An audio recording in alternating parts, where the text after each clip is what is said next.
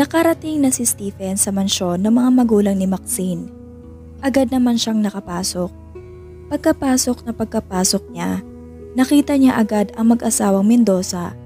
Nasa living room ito at mukhang nag-uusap. Pero nagulat ang mga ito sa presensya niya. "Stephen, iho, anong ginagawa mo dito? May pinapakuha ba ang mami mo?" Tanong sa kanya ni Mrs. Mendoza na mukhang nagtataka. "I have to tell you something important, tita." Diretsong sabi ni Stephen. Gusto niyang sabihin sa mga ito ang tungkol kay Maxine dahil deserve naman ng mga ito na malaman. "What's something important? Is it about business? We're sorry, but we can't handle that. We're busy in finding our daughter. We can't handle business this time." Sabi naman ni Mr. Mendoza kay Stephen na tatay ni Maxine. "It's about your daughter, sir." Sabi naman ni Stephen na mukhang kinagulat ng dalawa. Pinag-uusapan kasi ng dalawa ang tungkol sa anak nila, tapos biglang dumating si Stephen. "Anong tungkol sa anak ko? Nakita mo ba siya? Saan mo siya nakita? Okay lang ba siya? Please, iho, tell us. Asan si Maxine? Asan ang anak namin?" Puno ng pag-asang sabi ni Mrs. Mendoza. Niyakap naman siya ng asawa. "I see her and I talk to her, tita. But she is leaving again. She's going back to Paris. Your daughter is leaving again." Diretsong sabi ni Stephen sa mag-asawa na mas kinagulat ng ina ni Maxine. "When and where did you see our daughter?" Tanong ni Mr. Mendoza kay Stephen. Natutuwa ito dahil may nakakita na sa anak niya. Nagsisi rin ito dahil sa mga nasabi nito sa anak, dati na naging dahilan ng pag-alis nito. Malupit ang daddy ni Maxine, pero mahal na mahal nito ang anak. "It doesn't matter, sir. Your daughter is leaving again and she will go to Paris. Kailangan niyong pigilan siya. Nakausap ko siya at ayaw niyang magpapigil. Sa tingin ko, kayo lang ang makakagawa nun. I will tell you everything later, pero kailangan muna po natin siyang mahabol o makakaalis na naman siya." Ang sabi ni Stephen sa mag-asawa. Naging emotional naman ang mami ni Maxine sa narinig dahil baka makaalis na naman ang anak nito at di na naman nila makita. Miss na niya ang anak. Di niya nakakayanin na mawala pa ito muli. "Thank you for telling, Stephen. But wait, paano mo nalaman ang lahat? Meron bang namamagitan sa inyo ng anak ko?" Tanong ni Mr. Mendoza kay Stephen. Di niya naman alam ang isasagot. Alangan naman sabihin niya na mahal niya si Maxine at may anak sila, di mas lalong magugulat ang mag-asawa. Meron naman kasing tamang paraan para doon. "I will tell everything later, sir. Mas importante na mahabol po natin ang anak niyo. Baka siya makaalis ulit," sabi ni Stephen. Tumalikod muna siya sa mag-asawa at may tinawagan. Si Irene ang tinawagan niya dahil may number siya nito. Itatanong niya kung saang airport pupunta ang mga ito. Malapit na raw po sila sa airport, sabi ng sekretary po ni Maxine. Sa Philippine Airlines daw po ang airport. Magalang na sabi ni Stephen sa mga magulang ni Maxine. "Hindi ko man alam ang namamagitan sa inyo ng anak ko, pero salamat sa tulong mo. Kung gusto mong sumama, pwede kang sumabay sa amin," sabi ng mami ni Maxine kay Stephen. Malaki ang pasasalamat niya dito. Dahil kung hindi dahil kay Stephen, baka hindi na talaga nila makasama ang anak. "Wag na po, tita, may dala ho akong sasakyan. Susunod na lang po ako sa inyo, may importante lang po akong gagawin," magalang na sabi ni Stephen. "Let's go, honey. Sunduin na natin ang anak natin. Baka makalis na naman siya ulit." Pag-aaya ni Mr. Mendoza sa asawa. Agad namang sumunod ang mami ni Maxine at sabay na lumabas ng mansyon ang dalawa. Naiwan saglit sa loob si Stephen dahil may kailangan itong tawagan. "Hello, this is Philippine Airlines. How can I help you?" Tumawag kasi si Stephen sa numero ng Philippine Airlines at ito ang naging sagot. "Hi, I am Marco Stephen Monterreal and I am a famous billionaire. I just have a favor and I can pay you millions for doing it. Don't let Maxine Grace Mendoza leave this country. She is going in your airline. Don't let go or else ipapasara ko ang airport nyo," sabi ni Stephen. Minsan lang siya gumamit ng koneksyon at minsan lang niya ginagawa ang ganitong mga bagay. Para lang sa espesyal na mga tao at espesyal sa kanya si Maxine, kaya handa siyang gawin ang lahat. Pumayag naman ang airline sa pakiusap niya. Kung matatawag bang pakiusap yun, inananakot siya. Ngayon sigurado siya nang hindi makakaalis si Maxine. Napag-isip-isip niya rin kasi na kung hindi pa rin ito mapipigilan ng magulang, dapat ganito na talaga ang paraan. Hindi niya hahayaan na umalis ito kasamang anak niya. Oo, anak niya. Inamin ni Maxine Pero kahit di man siya kilala ng anak niya, okay lang sa kanya iyon. Alam naman niya na ipapakilala siya ni Maxine kay Carl sa tamang panahon. Pagkatapos noon, lumabas na rin ng mansyon si Stephen.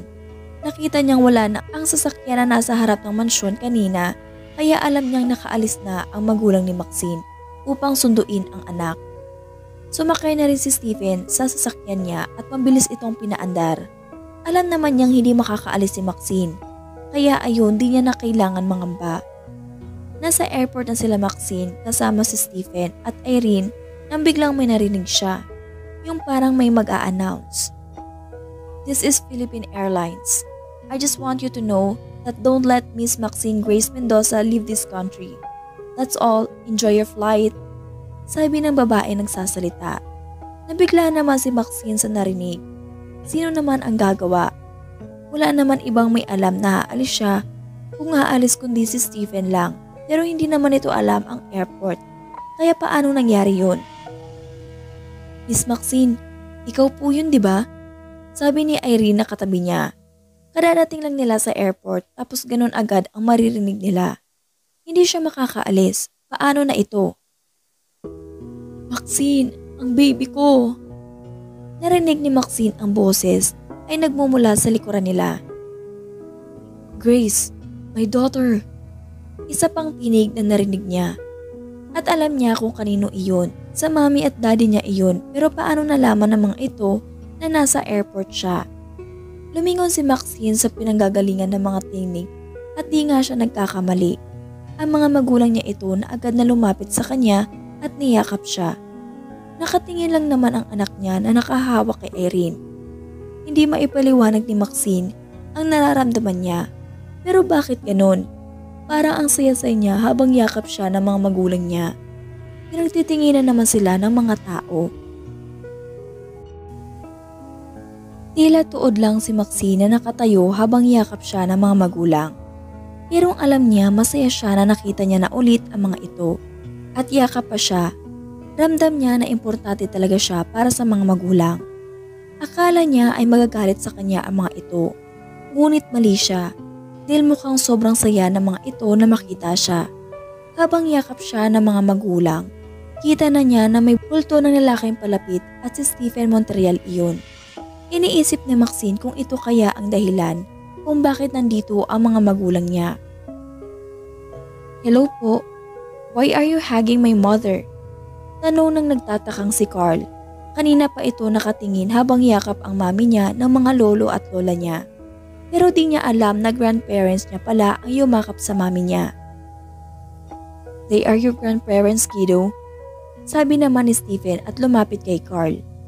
Nakarating lang niya pero natutuwa siya na hindi na makakaalis ang mag-ina niya. Ngayon makikipagkwentuhan muna siya sa anak niya. Binuhat niya ito noong una ay ayaw nitong pumayag. Pero hindi rin nagtagal yun.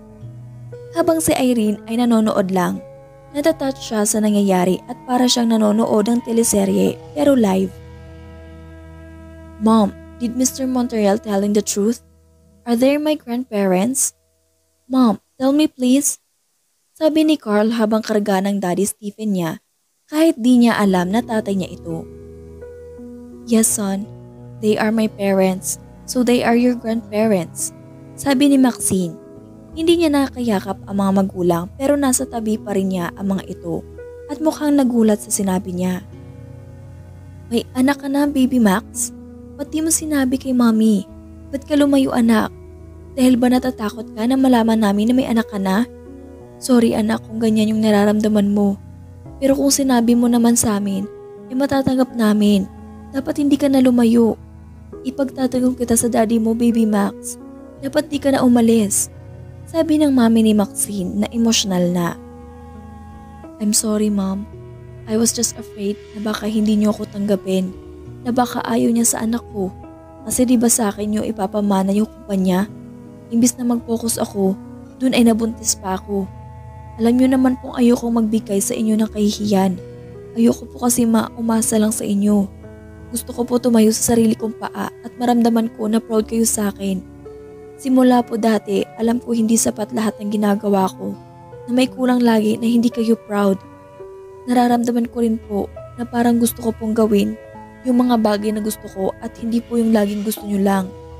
Nasaktan rin po ako sa mga sinabi sa akin ni Dad. Noong gabi pong iyon bago ako lumayas nakagawa po ako ng isang maling pagkakamali. Pero hindi ko po pinagsisisihan iyon dahil dumating po sa akin si Carl. Ang anak ko, ang buhay ko at kasiyahan ko. Pero namiss ko po kayo Mom and Dad. Sorry po talaga. Sorry po. Sorry po Mom and Dad. Sorry po. Pagkikwento ni Maxine sa mga magulang na emotional na rin. Kita ang pagpatak ng mga luha sa mata ni Maxine. Nakikinig lang naman si Stephen, Irene at Carl kahit wala naman siyang maintindihan sa mga sinasabi ng mami niya. Ba't kasi Tagalog ang language wala siyang alam doon. Tito Stephen, can you translate what my mom said? I don't understand. It's Filipino. I only understand Filipino and French, but I will study that language. So when I'm talking with grandma and grandpa, I will use Filipino language. And by the way, I will call you Tito Stephen because if only Stephen, Mom will be mad. Medyo natawa naman si Maxine at ang parents niya dahil sa narinig nila. Si Stephen naman ay hindi alam ang mararamdaman na tatawagin siyang tito ng anak niya. Pero sa ngayon, okay na sa kanya yon. At least makakasama niya ang mag-ina niya, hindi na rin niya ito hayaan umalis pa. Maxine, your son is so cute and smart. Well, I'm his grandparent. So may pinagmanahan ng anak mo at syempre ikaw rin anak ko. Proud ako sa iyo na napalaki mo ng maayos ang anak mo. Lumaki siyang mabuting bata. I'm so proud of you Maxine, my daughter. Sabi ng daddy ni Maxine. Niyakap niya na lang ang daddy niya. Ngayon niya lang ang narinig ang mga salitang iyon sa ama niya at napakasarap pala sa pakiramdam. Thank you Dad. I'm sorry kung may mga nasabi ako masama sa inyo noon. I'm very sorry. Sabi ni Maxine sa daddy niya. Habang yakap ito, gumanti rin naman ang yakap ang daddy niya at may sinabi. Ako dapat ang magsorry sa iyo anak. Dahil masyado akong naging mahigpit sa iyo noon. Di ko alam na hindi ka na pala masaya. Alam ko na ginagawa mo ang lahat para sa amin ng mami mo. At bata pa lang ay sinabi ko na sa iyo na ikaw ang magpamana ng kumpanya natin. Hindi na kita pipilitin na i-manage ang kumpanya natin. You can do whatever you want. Just don't leave again. Hindi na namin kakayanin ng mami mo kapag umalis ka ulit. Sabi ng ama ni Maxine, masaya naman si Maxine sa mga narinig at mukhang ayaw niya nang umalis. Nakita niyang nakikinig lang si Irene at Stephen. Nang magtagpo ang mata nila ay nginitian niya lang ito. Siguro ito ang dahilan kung bakit kasama niya ang mga magulang niya ngayon. Ang lalaking ama rin ng anak niya. Pero hindi pa rin siya handa sabihin sa anak niya ang totoo na si Stephen ang ama nito. Pero isa lang ang alam niya. Sasabihin niya rin ang totoo pero sa tamang oras o panahon na lang. Mom, are we still going to Paris? Because if not, I want to go back in our condo. I want to sleep. Can we go home? I'm sleepy and I don't even understand what is everybody talking about. Everybody is looking at us. Sabi ni Carl habang buhat ng daddy Stephen niya, pero tito ang tawag niya. Of course, Apo, we're going home in our mansion, in Mendoza's mansion. That's where your mommy lived before she go to Paris. Sabi ng mami ni Maxine na natutuwa sa apo nito. Masaya sila na nakita na nila ang anak nila tapos nalaman pa nilang may apo sila. We're not going in Paris, son. We're staying here for good with your grandparents. Sabi ni Maxine. Nakatingin lang naman si Stephen pero sa tuwang-tuwa ito dahil makakasama niya na ang mag-ina niya at di na ito paalis pa. Kailangan niya lang mas lalong mapalapit kay Maxine. Gusto niya lalong mapalapit dito. Kung pwede nga lang ay pakasalan niya ito ay ginawa niya na. Ate Max, sekretary niyo pa rin po ba ako? Sabi naman ni Irene. Oo naman Irene, ikaw na ang permanent secretary ko. Sabi ni Maxine kay Irene na nagdulot naman ng labis na tuwa dito. So, let's go home. I want to spend time with my grandson. Sabi ng daddy ni Maxine. Umuwi na tayo. Gusto kong ipasyal ang apo ko sa mansyon at makasama, ilang taon rin ang nasayang. Sabi ng mami ni Maxine. Tara po, sorry po talaga sa lahat. Sabi ni Maxine. You're forgiven anak. Salamat at di ka na aalis. Always remember that we love you always. So let's go home so we can spend time together in the mansion. Sabi ng mami ni Maxine. But Maxine, my daughter, hindi tayo kakasya sa sasakyan. Dala namin ang mami mo pero sa amin nasasabay ang apo namin ha? Saka si Irene. Di ba Irene? At tumango naman si Irene. Sumabay ka na lang kay Stephen. Sabi ng daddy ni Maxine. Si Stephen naman ay nakangiti lang pero gusto-gusto naman ang sinabi ng daddy ni Maxine. Feeling tuloy ni Maxine gusto ng daddy niya si Stephen para sa kanya. By the way baby Max, siya ang dahilan paano namin nalaman nandito ka at paalis na kaya ka namin nahabol. Pahabol na salita ng mami ni Maxine. Si Carl naman ay nakuha na ng daddy niya at buhat na ito ngayon. Nakita niyang naglalakad na palayo ang mami, daddy at anak niya pati si Irene. Sila na lang ni Stephen ang naiwan. Let's go? Sabi ni Stephen at hinawakan ang kamay niya. Naglakad na rin sila palabas ng airport. Hindi niya alam paano magre-react sa lalaki. Pero alam niya, kailangan niya magpasalamat dito. Kaya bago sila makapasok sa kotse, ay hinalikan niya ito sa pisngi at sinabing thank you. Sa tamang panahon, ipapakilala niya na rin ito sa anak niya. Nasa loob sila ng sasakyan ni Stephen. Walang gustong magsalita, katahimikan ang nanaig. Pero si Maxine na rin ang sumira ng katahimikan na yun. Pwede magtanong? Sabi ni Maxine. Gusto niya kasing alamin kung ito rin ba ang dahilan kung sinabi sa airport na hindi sila pwedeng umalis kung bakit may nag-announce. You're already asking. Sagot ni Stephen, titingnan lang naman niya kung ano ang itsura ni Maxine kapag naiinis at para rin humaba yung usapan nila syempre. Okay sige, wag na lang. Sabi ni Maxine at tumingin sa bintana. Tapos binuksan niya yung dala niyang bag at kinuha yung cellphone. Maglalaro na lang siguro siya dahil mukha naman palang hindi maayos kausap si Stephen. Ano ba itatanong mo? Uy, ano yung itatanong mo? Ang sungit naman? Sabi ni Stephen kay Maxine. At ito pa talaga ang may garang sabihing masungit siya. Nagkunwari na lang siyang parang walang naririnig at itinuloy ang paglalaro sa phone. Maxine, what are you going to ask? I was only joking. Sasagutin ko na yung tanong mo. Sabi ni Stephen na nakatingin sa kanya kaya tumingin din siya dito. Bakit ganon? Parang musika sa pandinig ni Maxine ang pagtawag ni Stephen sa pangalan niya. O baka guni-guni lang niya. Ikaw ba yung dahilan kaya may nag-announce doon sa airport na wag ako hayaan makaalis ng bansa? May kinalaman ka ba doon? Diretsong tanong ni Maxine at walang halong pag-aalinlangan. Gusto niya talagang malaman kung may kinalaman itong lalaking kasama niya na ama rin ng anak niya. Yes, I am the one responsible for that. Sabi sa kanya ni Stephen. Bakit mo ginawa yun? Sabi ni Maxine. Bakit hindi ko rin gagawin? Tugon naman sa kanya ni Stephen. I mean, bakit mo naman ginawa yun? Para rin ba makita ko yung magulang ko at ayaw mo makaalis ako? Ano pang ibang dahilan mo? Ba't mo ginawa yun? Sabi ni Maxine kay Stephen. Napatingin naman sa kanya si Stephen. Sa loob-loob nito ay masaya siya dahil nakakausap niya ang babaeng minamahal niya at ina ng anak niya. Dahil ayoko na umalis ka at lalo pa na nalaman ko na may anak tayo. Ayoko na layasan mo na naman ang lahat at magtago ka at hihintayin ka na naman namin bumalik. Ayaw kitang umalis, as simple as that. Dahil ayaw kitang umalis, kaya handa akong ipasara lahat ng airport sa Pilipinas. Huwag ka lang makaalis ng bansang ito. Dahil baka iwan mo na naman ang mga tao nagmamahal sa'yo. Sabi sa kanya ni Stephen, nabigla si Maxine sa mga sinabi nito. Hindi niya alam pero bakit parang iba ang ibig sabihin sa kanya ng mga sinabi ng lalaki. Bakit parang may meaning ang mga sinabi nito, lalo na yung iwanan ang mga taong nagmamahal sa'yo. Kasama kaya si Stephen doon, yun ang nasa isip ni Maxine. So tinakot mo yung airport na ipapasara mo kapag hinayaan akong umalis kasama si Carl? Ganun ba? pag-iiba ni Maxine sa usapan. Siguro parang ganun na nga. Walang alinlangang sagot sa kanya ng lalaki. Masaya si Stephen habang kausap si Maxine. Ang babaeng minamahal niya. Ganun pala kasarap sa pakiramdam kapag kausap ito. Ang galing mo rin no? Kung nakaalis ako, edi ipapasara mo yung airport. Tapos maraming tao mawawalan ng trabaho dahil lang sa akin.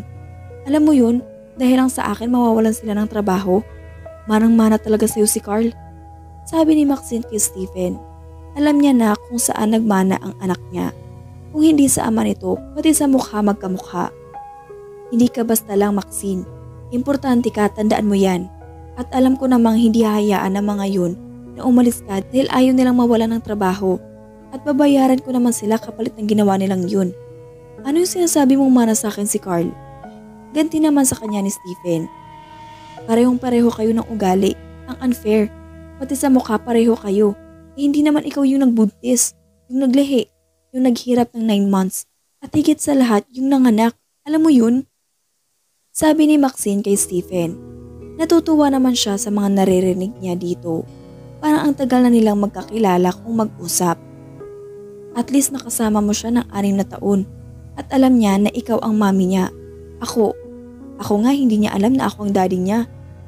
Hindi alam ni Stephen kung bakit niya nasabi ang mga iyon. Pero ayun yung lumabas sa bibig niya at hindi na mababawi pa. Sorry kung hindi ko ipinaalam sa iyo na nagbunga yung nangyari sa atin noon. Nauna kasi sa akin yung takot. Takot na baka ayaw mo naman sa anak ko. Na ayaw mo at saka baka kunin mo lang siya sa akin. Kaya nung nalaman ko na sa'yo ako magtatrabaho dito sa Pilipinas, di ako nagpakita dahil siguradong maaalala mo ang mukha ko. Tapos siguradong sasabihin mo sa mga magulang ko dahil alam ko na nagtutulungan ang mga company natin. Kaya nagpadala ako ng sekretary. Pasensya ka na kung medyo ganun makipag-usap si Carl. Mana lang sa'yo yun. Sabi ni Maxine. Si Stephen ang naman ay nakikinig sa mga sinasabi niya. Tila nagugustuhan nito pakinggan ang mga boses niya na tila musika sa pandinig nito. It's fine with me. At least alam ko na hindi na kayo aalis. Ayoko na maghintay pa ulit ng 6 na taon bago kita makita ulit. Sabi ni Stephen kay Maxine. Medyo naguguluhan siya sa mga sinabi nito. Hanggang sa di nila namalayan na nasa tapat na sila ng mansyon nila Maxine. Kaya bumaba na si Stephen ng sasakyan at pinagbuksan siya ng pinto. Stephen, pwede humingi ng favor? Tanong ni Maxine kay Stephen. Ano ba yun? Huwag lang yung itatakas kita sa mga magulang mo ha. Alam mo kasi, medyo nakakatakot yung tatay mo kapag nagalit. Tsaka ako yung dahilan kung bakit nakita mo sila ulit. Sabi ni Maxine kay Stephen, alam naman niyang nagbibiro lang ang lalaki. Pinapatawa lang siya nito. Pwede wag mo muna sabihin kay Carl na ikaw ang daddy niya. Pero wag ka mag-alala. Ako yung magsasabi, hindi pa lang talaga ako handa. At sigurado ako magagalit si dad kapag nalaman niya. Huwag kang mag-alala, hindi ko ilalayo si Carl. Pwede mo siyang makasama. Sorry talaga ha. Sabi ni Maxine kay Stephen. Pero hindi siya sinagot nito bagkus ay niyakap lang siya nito. Nasa harap lang sila ng pinto ng mansyon. It's fine with me. Hihintayin ko na ipakilala mo ako sa anak natin. I will wait hanggang sa handa ka na. Okay na basta wag ka lang aalis ulit. I will do everything for you. Sabi ni Stephen habang yakap siya nito. Hindi niya alam pero niyakap niya rin ito pabalik. Bakit parang may pakiramdam siya na mahal siya ng lalaki? O masaya lang ba ito na may anak sila? Hindi niya alam pero parang may nararamdaman siyang pagmamahal kay Stephen. Pagmamahal na hindi lang dahil may anak sila. Mahal ba siya ni Stephen? Yun ang tanong na bumabagabag sa isip ni Maxine.